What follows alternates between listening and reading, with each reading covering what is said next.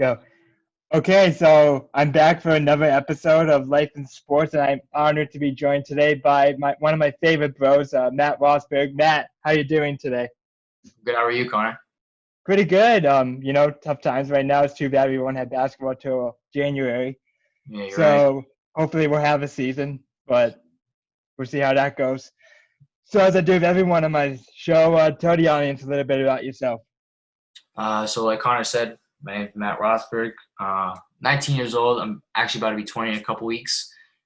Crazy to think that, but I just finished my first year at LaSalle University. I'm gonna be a sophomore next year. I'm on the basketball team. I also play excuse me. Wow. Whew. I also am a business owner. I've been a business owner since I was 13 years old. A lot of people don't think it's me when I repost my shit on Instagram, but it is me. I make phone cases, custom phone cases, hand drawn on my phone, and like here's one right now. I actually got my phone right here. That's what it looks like. Came out like that. It is a clear phone case. Connor could probably show you guys the link or whatever it is. But yeah, that's a little bit about myself. I got 3 tattoos, trying to get more. I'm addicted to them. Yeah, that's a little bit about myself. So speaking of tattoos, you're gonna go to Keith Poirier route and just get a whole That, arm. that might be it. Keith's ahead of me right now. Keith, he said he has 8 tattoos, I think, but he's got one big one. I'm gonna have to add. I just got this one, but I'm gonna have to add to it maybe some roses or like some deck of cards or something, whatever. But yeah, I might have to go that route. I might have to. I'm personally not a tattoo guy. I'm too scared of the needles, and they're a They little do, bit too expensive for me. yeah, they're expensive and they hurt a lot.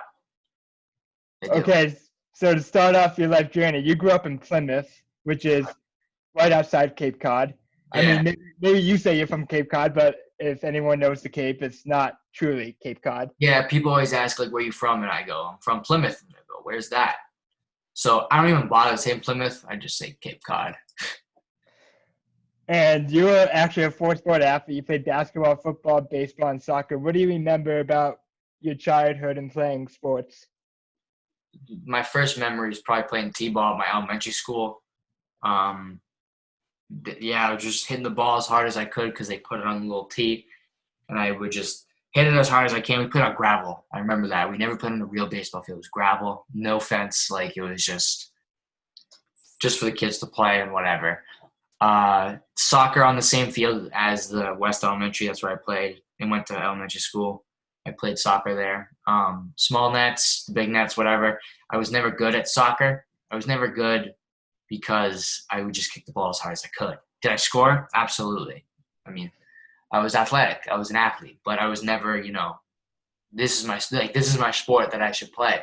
My favorite sport growing up was baseball. I was never good at basketball when I was little. I was always a okay player. I was just fast as hell and would steal the ball every single time and miss the layup. That was me in basketball. But in baseball, I would be that guy that, dives on the floor all the time. Like Dustin Pedroia, that's who I loved when I was little. I used to look up to him. Used to be like, I want to be like him. Small guy, just killing the ball every time. Playing, I was a utility player, so I played everywhere. Wherever the guy, like coach needed me, that's where I played. And I was just like, I loved baseball, but then it came to a point where in middle school I got very bored of it. I was like politics, you know how that is. I was like, they're not going to play me in high school. I just stopped playing. And then I focused on basketball probably in like 7th grade when I got cut in 7th grade because I was too small, quote unquote. I remember that to this day. I got serious after that. So I dropped basketball and I played football for 1 year in high school. Played once when I was in like elementary school too, but I think I mainly focused on basketball right after 8th grade. That's when it got like serious. Wow, so that drop, so getting dropped from a team really motivated you. Oh, hell yeah, yeah, for sure. Do you think it was deserved? Maybe, but so funny story, I guess. So last tryout, I actually threw up. Like I was sick, like at home. I was just like I had the stomach bug.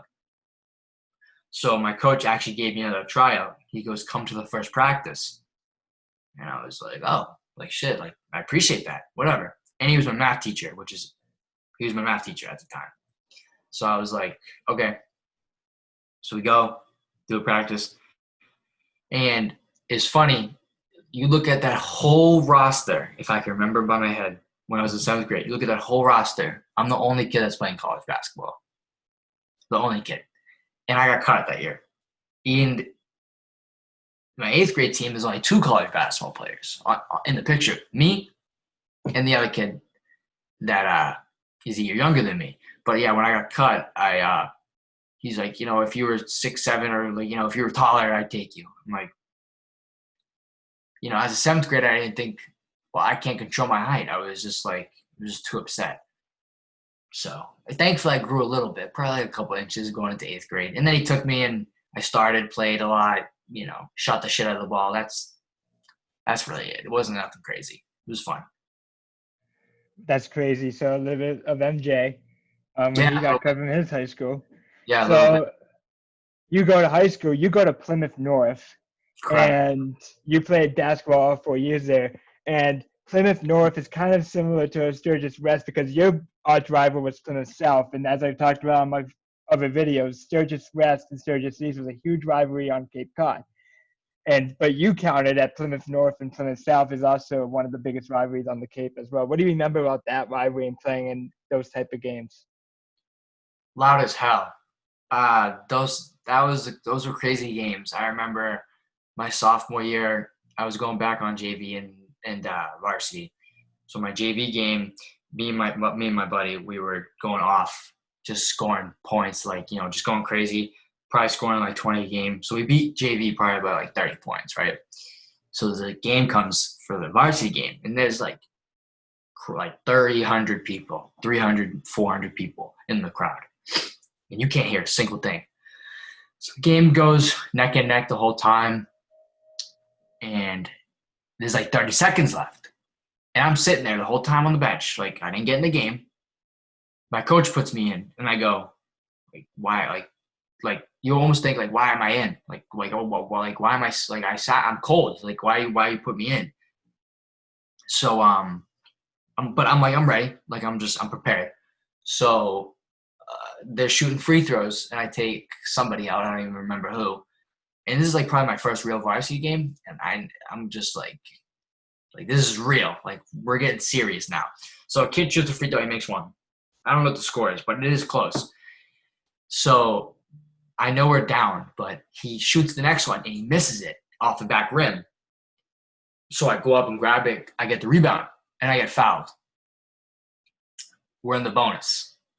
In front of 300, 400 people, I have to shoot free throws where I haven't shot the ball, touched the ball once. And so I can hear my teammates like cheer me on, obviously. So I go to the line, take a deep ass breath.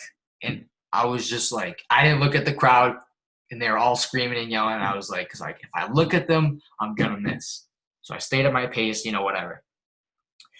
Take a deep breath, shoot the first one. Felt good, goes in. And we're down probably 2, or whatever. And my buddy high fives me. He goes, "You better make this next one." And I didn't say anything. I just ignored it. Next one. Throw it up. Goes in. We're down, right? So then they come down. I don't know. It's just a big blur. All I know is someone stole the ball on my team. I run to the corner because that's where it's open. He throws it, but a guy tips it and steals it. And that's all I remember. And that's how we lost. I was wide open in the corner. Well, would I have hit that? I believe in myself, yes. I think I would have hit that shot. And that could have been, I don't know, a buzzer beater hitting 3 against your rival. I mean, as a sophomore that sat the whole bench, man, if I hit that, that would have been crazy. But I think I would have, like I said. But that's like something that's what I vividly remember against Plymouth South. Like, that was like the favorite one, I guess. Yeah, was that a road game or was that a home game? That was a road game, still in the same town. But my last game against them was at their new school, and we did win, of course. That game, everyone was booing the shit out of me because I already committed to LaSalle, and they were like, you suck. Like, you're not a good – like, why are you going to college? Like, you suck at basketball. All this – like, I can't hear because my buddies in the background are like, like, yo, he's gonna drop 30 on you, like all that stuff, like just going crazy, like just all that stuff. Like, it was an intense game because I just remember like I'm about to like this is my last game because we sucked that year. I just know it. We weren't that good, and I don't really remember much about high school. Honestly, I try to forget about it to be honest. But that game was fun because it was my last game with my guys and we won. That's why, especially against my rival team. Like I like all the rivals. Like when I go on the court, like you're not my friend, but like after it's like I'll shake your hand, but I ain't giving you the time because like it's just who I am. I guess I don't really care. Just play basketball. So did you guys ever make the MIA tournament when you were there? Did you never have that experience of playing So fresh, postseason so basketball? yeah. So freshman year, I was on the freshman team. Got put up to varsity on the freshman team. From the freshman team, like towards the end of the season, I didn't suit up and play, but I went to the game, and that was the last time we were in the MIA tournament. My sophomore year, we didn't make it. Junior year and senior year, we didn't make it. So no, I did not experience it. That sucks. It was a great experience, even though my guys didn't win a single tournament game. So you go to AAU, you play that, and that's how you actually got looked at by LaSalle and other college basketball teams. What do you remember about your AAU experience? Because that's so big now in getting recruited. Yeah. AAU is what got me here. I'm so thankful for the coach that, he brought me to where I am. He gave me, the green light, I guess. He let me go. He said, "Here's the ball and go." Whatever that was. I took that to heart. He put me through a boot camp type of workout. I was just like, doing these bear crawls, doing all this stuff. It was conditioning. I could run up and down the court for 40 straight minutes and not be tired. I would just need a drink of water, but I wouldn't be tired. I could keep going. And thank you to him, it brought me here. AAU, it can have its, pros and cons. Everybody thinks no one plays defense. It's all about scoring. Not true, but it depends who you're watching. Those Saturday morning 8 a.m.s I don't miss. Those are the worst times because about waking up at 6 o'clock in the morning for high school that you wanted to sleep in and you couldn't because you had a game at 8 a.m. in Foxborough or something on a Saturday, and you have to be ready. Like you don't know who's watching you. I don't know if anyone watched me when I played basketball in AAU from sophomore year to senior year. I didn't know. Like no one came up to me. I just kept doing my thing and won some championships and just played and like went about it every weekend. So you didn't really have a recruiting process, like let it go after you No, right away? I think people did. Yeah, they just I don't recall people coming up to me, shaking my hand and going, "Hey, I'm from this school. Like you should come to my school." I went to a lot of showcases. That's why I got noticed, and I did email a lot of schools. I would always be like, "Hey, my name's Matt Rothberg. All this stuff. I have a 4.0 GPA. I'm a business owner." I would just give him all my accomplishments. I'd show him my stats from AAU, and if they asked about high school, I would just be honest with them. But I brought it up. AAU was like that was the thing because people knew people, and when I did showcases, college coaches were there and I shined. I don't know how many showcases I did. Well, I got invited to a UNH camp, University of New Hampshire. That was fun, even though it was the whole day. It was fun because I got to meet the whole head coach and all their players and stuff like that. Went to Brandeis, like that. It's called a All American showcase, I think it's called. It was like 3 full days. I slept there, met new guys and everything. And it was really cool.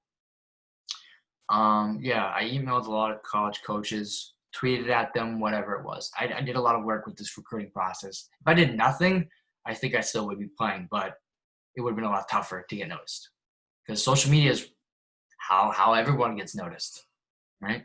Right, exactly. So then you come into LaSalle, you play you're on the basketball team your freshman year. What was the biggest adjustment going from the high school game to the college game? Let me think. There's a couple things, but I think the speed was different, but I was very adjustable to that. When I noticed like guys on my team that were quick as shit, I was like, oh, I can play with them. But I noticed in my first semester, I was like kind of like open to them being better than me. Whereas in second semester, I didn't want to take anybody's shit on my team. Like, you know, I fight them. I fought back. Like, you're going to hit me, I'm going to hit you. But when I came in, they're not going to give a shit about, you know, if I miss a shot. They're not like, they'll encourage you. Not really, but like, that's all in your head. You got to go, all right, I'm going to just hit this next one. But if you miss it and they yell at you, that's like in high school, that didn't happen. High school's like, oh, it's okay. Like, you'll get the next one. There might not be a next one in college. Like, this is more serious. And I like that because you take guys accountable. Like, hey, you miss a wide open three, go in the gym after and shoot 1,000 shots. Like, it holds you accountable. So like I said, I like that. That was the difference between high school and college. It was more serious and more, you know, I don't give a shit. I don't care who you are. Yeah, definitely. And playing under Coach Gillette, what was your favorite aspect of doing that? He was honest. Whether you were good or not, but he was honest about everything. He also helped you, but he was also like a very understanding, you know, really good coach. When I came in, I was like, wow, this guy knows his shit. Like I knew him, but I didn't know him enough where it's like, who is this guy? Like, who is this coach? Like, I trusted him from what he showed me and everything. Like, let me see what he can do. And he's got a great philosophy. I was shocked because this is, like I said, this is my first year playing college basketball. I don't know what to expect. And he knew a lot of the stuff. It was awesome. Like when we started doing motion and stuff like that and all those plays or whatever, he was like saying like, if you use the playbook that we've been using for years or something like that, you will average like a certain number of points, like or whatever. And we did that. I was like, what the hell? Like that worked. Like all of his stuff is stuff that works, whether it's simple or not. It can go around defenses no matter what. And I like that. He's a very funny guy, even though his humor might not be shown. I know it's like jokingly because we had a shooting competition one time. And if he's watching this, I know I can beat him. Damn straight, I know I can beat him. I hope you send this to him. Anyways, I would be shooting 3, right? I make it. Like, you know, in practice, we're just getting shots up. Shoot it. And he shoots it. He starts looking at me. I'm like, okay. Like, I go farther. I shoot it. It goes in. He looks at me. Shoots it again. And he yawns. And I'm looking at him. I'm like, are we about to do this right now? Like, seriously? So I just keep doing my thing. Shoot it. And we keep going and going. And like for like 10 straight minutes. And then he misses. And he walked away. I'm like, damn straight. That's how it would happen. I was like, I would win. So that's how I liked my coach first year. It also helps that he, was 51 points away from the 2,000-point score. Yeah. During his college career. So and after everything that team went through, we started 0-8. We beat the number 7 team in the country. Then we started 5-0 in conference play. That was a crazy game against Emmanuel, the first game after all those guys left. What were you so impressed with the locker room situation? We gelled. I feel like our chemistry after second semester, we were the underdogs. Everyone's like, oh, like these guys like think they're good and everything. Like, wow, like they're like the guys left and whatever. We didn't care. We didn't. That was our mentality. It was like, you're gonna come into our house and you're gonna lose every single time. Like we're not like, or you're gonna get punched in the mouth. Like we're not gonna get hit anymore. Like we're done. Like we're the little brother that didn't want to get hit no more, I guess. So yeah, that's what it was a good experience though. Roller coaster, but good experience. Oh yeah, definitely. And that was a crazy game in Alberta during the semifinals. And yeah, I always forget that we were on a bus for 5 hours. I always forget that. Yeah, what do you remember about that? Like sitting there, like not moving for like an hour. Like, did you find it tough to like keep your muscles going and stuff? Because honestly, knowing that you only had 90 minutes to get ready before a game. Yeah, honestly, I just remember thinking on the bus, I'm like, why aren't we moving?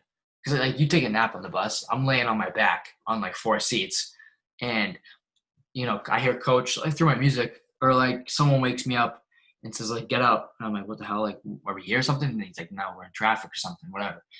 And the coach is saying like, yo, get your blood moving and stuff like that. So I'd be standing up, just listening to music, whatever, stretching, eating something because I needed something because I was just sitting there. I remember Johnny was knocked out, like didn't move, and coach is like, yo, get up. Like he was like, no, I don't want to get up.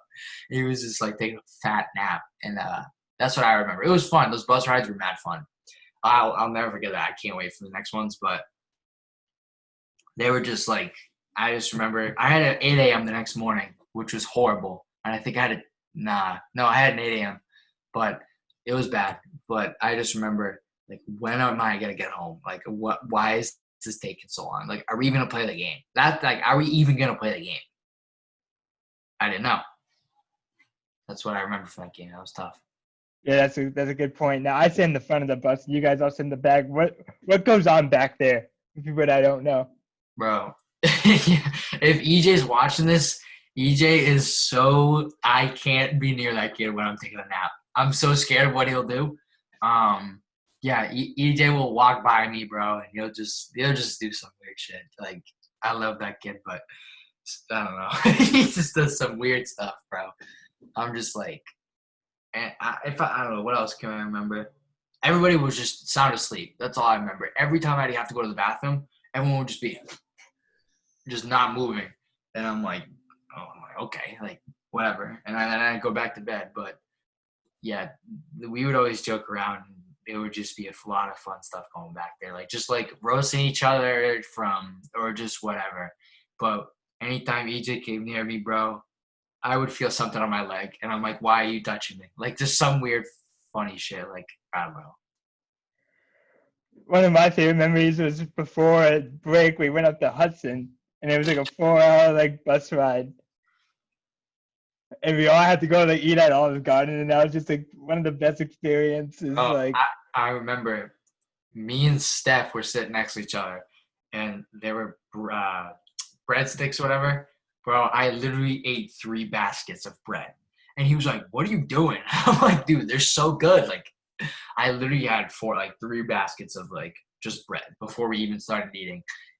And I was just like, I'm taking advantage of this. Like, this is awesome. But, yeah, I hate Maine.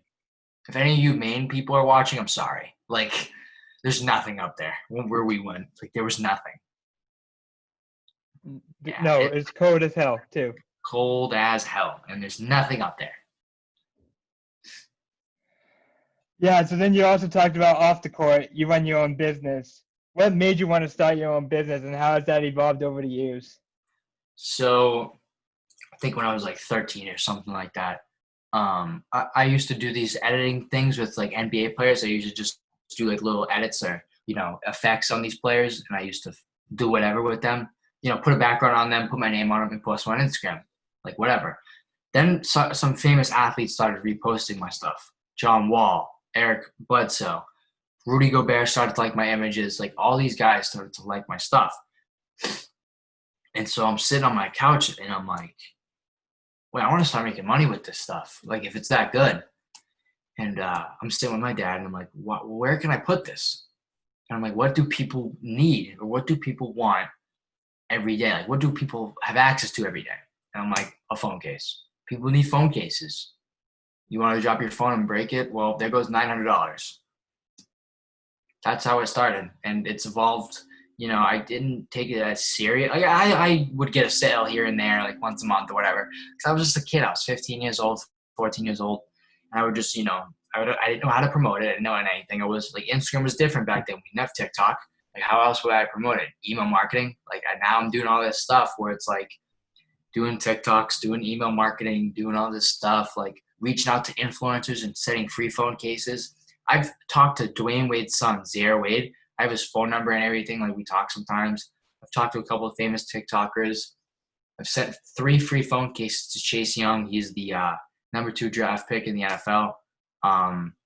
Let's see who else. A couple MLB players. One of them's on the Red Sox. I think I don't know if he's on the team per se, but he might be on like one of the AAA teams. But still a cool experience talking to him. He was from Lawrence, which is cool because he's from Massachusetts.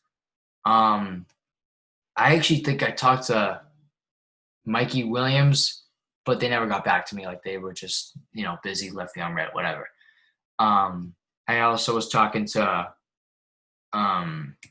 Dyer Johnson. Do you know who that is? He's basketball. Yeah, he plays basketball. He was on Josh Christopher's high school team. I talked to him. Never got back to me. But like it was still a cool experience. Like from what I've done when I was 13 to what I am at 19 years old, I've expanded and definitely, scaled my business, but I want to keep scaling it as the days goes on. Is this something you want to do, like the long term, and like do for a full-time career? See, I don't know. I've definitely thought about that, but as a side job, maybe because I want to be able to hire people and still have people do it for me. Because I ran this business for a good 6-7 years, but I'm gonna keep going through college. But after college, who knows? I don't really know what holds for this business. Whether it's selling it or keep going and do a full-time job and then do this business on the side, whatever it is. Yeah, that's a very tough decision, and I'm sure you make the right one. But if it's not doing that, would you want to possibly get into coaching or anything like that? Um, like college wise or like just anywhere. Anywhere. When I get older, when I have kids and stuff like that, I think I want to coach my kids playing sports because my dad did that for me until like a certain age, and I feel like that'd be a great experience to see them grow. Just like see a mini me kind of play. But I don't think I would stop coaching probably like after elementary school, maybe middle school. I don't see myself coaching, but I would coach, but I just don't see myself like I see other stuff that I'd rather do. Yeah, definitely, and hopefully you get as popular as Keith Poirier on his social media. Yeah, that's the goal. I want to be like Keith. I think we all do, and DJ and all them. I mean, if it was just based off social media followers, I think we'd win the GNAC every year. Yeah, I think so too. For sure. Yeah, no, you're right. So thanks for doing this with me, Matt. I had a lot of fun. Yeah, me too. Thank you, Connor. No problem.